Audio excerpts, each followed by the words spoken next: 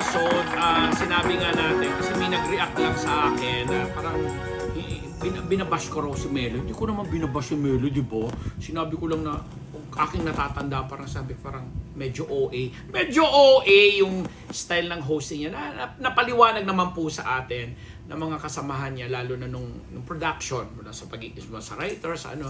Kasi yun talaga yung iniakma sa karakter ni Melay Cantiveros. O yun na, magandang araw. Welcome sa Unbearable Channel. Nag-umpisa tayo ng may mga ganyan na naman kayong hanas. Pinapaliwanag din natin kasi nga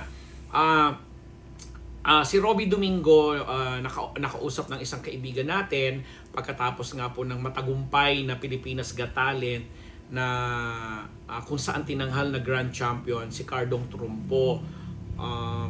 Na yun nga, pagpapakitang gilas niyan sa paglalaro ng trumpo na nakakagaling naman talaga, no? Tapos nag second place doon yung FemMNL, yung LGBTQ group. Happy Pride Month pa rin, mga kapwa LGBTQ.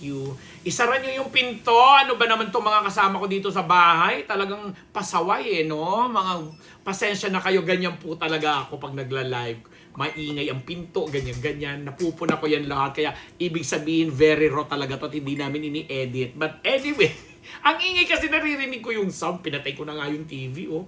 So anyway, going back to the interview ni Robby Domingo, masaya naman daw siya na anong tawag dito, nakasama niya si Melay at kung inyo daw pong mapapansin, and yes, napapansin nga namin, Robby, na may mga moment talaga or may mga instances na hindi napipigilan ni Robby yung humahagikik talaga siya, tumatawa siya sa mga banter or mga hirit ni Melay na talaga nakakatawa. Tapos yung iba nga minamasama yung kunwari biglang aakbayan niya si Melay, biglang tatapikin niya, biglang mga gano'n. At naklaro naman ni Robby yun dahil sabi niya, for the longest time na magkaibigan kami at nagkakatrabaho ni Melay, hindi niya binibigyan ng kung anong mali siya yun. Doon sa mga ibang nagbibigay ng mali siya, grabe naman daw po kayo. Kasi parang sinasabi dito ni Robby na dahil nga siya ay fan, yes, the word itself, fan, ni Melay dahil ang galing magpatawa at very natural. At si Robby talaga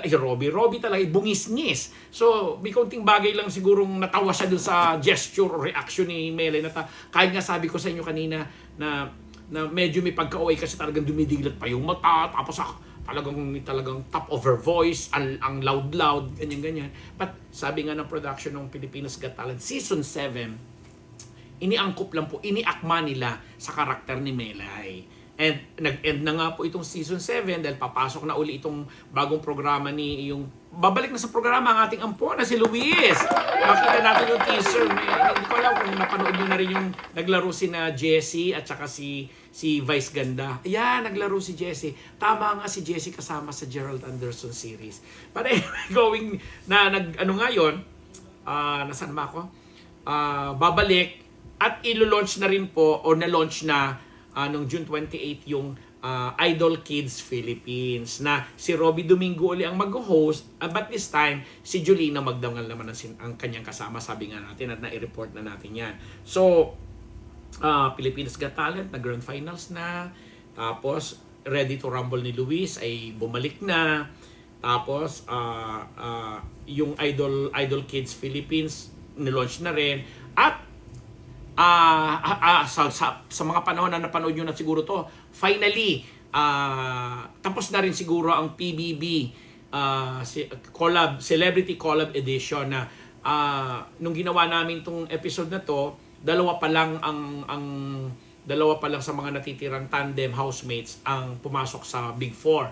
Ito nga yung tandem ni Esnir at saka ni Charlie, tapos si Will at saka si Ralph, yon. Hindi natin alam kung sino ang malalagas or hindi mapapabilang pa doon sa mga natitirang mga tandems, pero naging mainit nga ang balitaktakan ng mga supporters ng PBB kasi again, hindi lang pati yung Pilipinas Got Talent at iba pa mga shows na nag-end na rin sa ABS. Pero parang despite the fact na wala nga prangkisa ang ABS-CBN, talagang umaarangkada ang mga programa nila sa Kapamilya Channel at iba't ibang mga platform na kung saan napapanood ito para lang sa mga traditional TV gaya ng A to Z, sa TV5, may mga programa pa rin ganun eh. And eto na nga, nung nasilip ko nung nakarang gabi, yung Batang Quiapo, nag-end na rin yung karakter. Finally, pinatay na rin yung karakter doon ni Macoy De Leon. So, ang dami pa rin mga ganitong mga nangyayari sa mundo ng telebisyon. Although yung mga katapat nilang network kagaya ng GMA na talaga namang umarangkada din ang mga bagong programa nila mula sa mga panghapon, yung My Father's Wife, nakita ko yon yung Maka, tapos yung dalawang Mrs. Cruz, tapos meron syempre yung Sangre, ni Encantadia series, no? And of course yung Beauty Empire na magsisimula na rin ngayong July yan.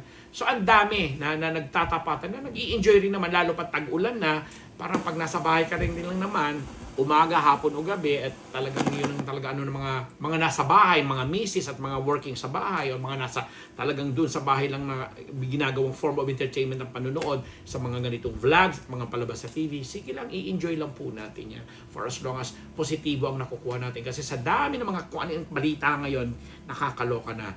So, to Robby Domingo, Pilipinas Got Talent sa Season 7, lalo kay Catherine Bernardo na talaga namang nakita natin yung isang side ni Catherine na napakagaling din.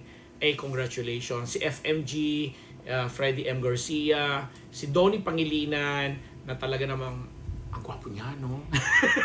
every Sunday makikita ko gwapo.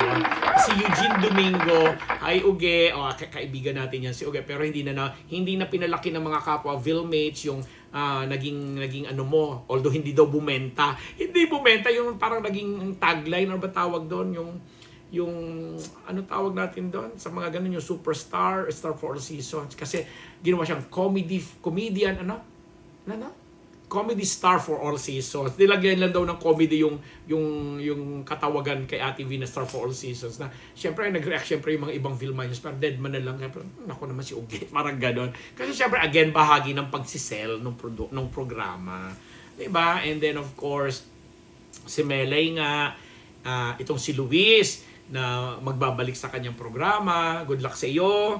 At ang nag-end na PBB na nakita natin dyan yung mga bagong host na dahil collaboration ng GMA at ABS-CBN yan. Nakita natin ang galing ni Gabby Garcia dyan, although maraming pumipintas dito sa anak ni Soren Legazpi at saka ni Carmina na si Mavi na hindi daw marunong mag-host. At marami pang iba. So yung mga pinaghalo-halo natin, but more likely itong episode na to ay pagpupugay at pagbati ulit sa kanila ng congratulations. Muli, ako ang inyong lingkod, Ambet Nabus. Salamat po sa lahat ng aming mga subscribers paulit-ulit at sa lahat ng aking sa mga nagpapa-shoutout dyan. Maraming thank you sa mga nagbibigay ng kanilang mga komento. Thank you very much talaga sa inyong lahat. Hindi ko na lang pinapatulan yung mga ibang bashing dyan kasi hindi naman kapatol-patol. Charot! Magandang araw, umaga, gabi. Diyos marhay na buhay sa Indogabos, mga kapwa ko Uragon. Ambet Nabus. Bye-bye.